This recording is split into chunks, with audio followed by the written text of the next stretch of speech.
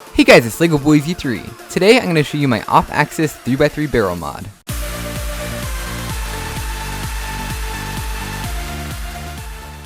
So you may be looking at this and asking, what the heck is that puzzle? Because it actually is pretty weird and pretty different from anything I've ever seen.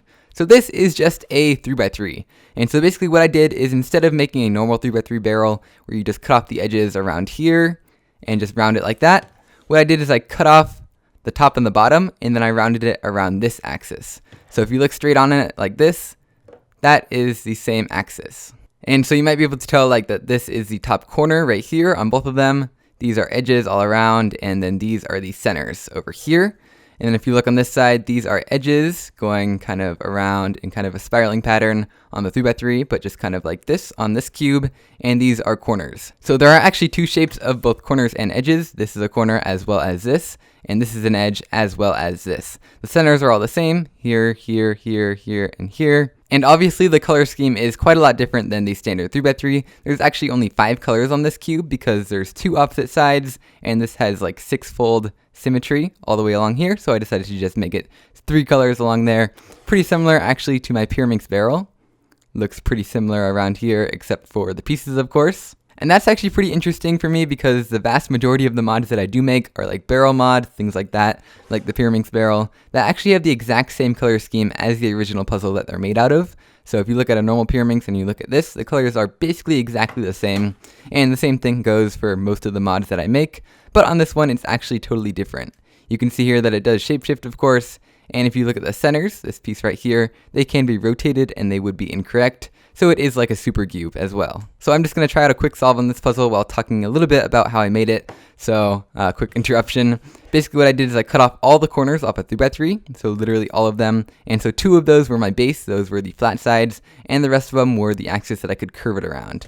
And so I started off just barreling it using like a belt sander and a Dremel and all that stuff, just to kind of get the basic barrel shape out of there. It's very hard to talk while doing this, by the way. And then I went in and filled all of the pieces that didn't need extensions, like these edges and these corners. Like this, I believe that piece goes in, yeah. And if you actually look at these edge pieces right here, the kind of inner ones that didn't need extending that I was just talking about, you can tell that there's actually 2 different types of them for every color. So these ones cannot be exchanged. They're actually totally different shapes of pieces. Even without the stickers, they're totally different.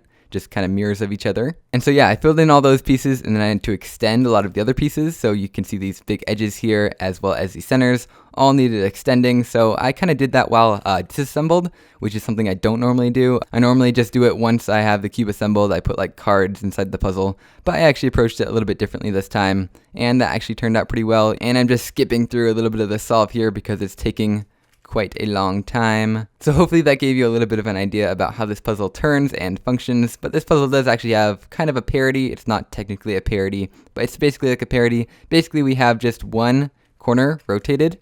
It can't happen with edges because, like I said, they're all unique, but with corners, these types of corners right here can be rotated just a single time, and I think I'm doing this algorithm wrong.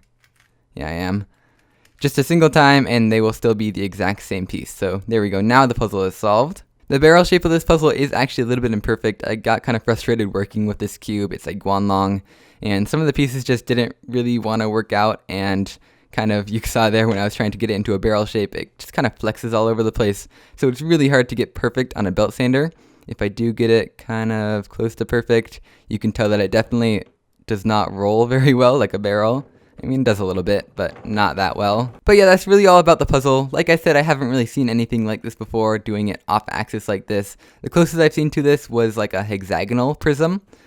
So basically you had like a hexagon going around the puzzle like this. I saw Nathan Wilson do that, which is where I got inspiration to do this puzzle. I basically just figured that I would round it out, and personally I think it looks a little bit better, and it's definitely a lot cooler. So I definitely will try out doing mods like this on other cubes in the future, like maybe a 2x2. You could imagine these 2 corners as well as these 6. It would basically just be the corners of this cube. So yeah, I couldn't really imagine how that looks like. I guess you'd have kind of a dividing line right here, and you'd have a really big center up here, and these corners would extend all the way up around about right there. So yeah, I don't know, maybe doing it on a cube would look cool because of kind of the symmetry on that one. But yeah, that's pretty much it for this one. If you've ever seen someone do something like this, then go ahead and tell me, because I don't want to take credit for it if I wasn't the first one to do it.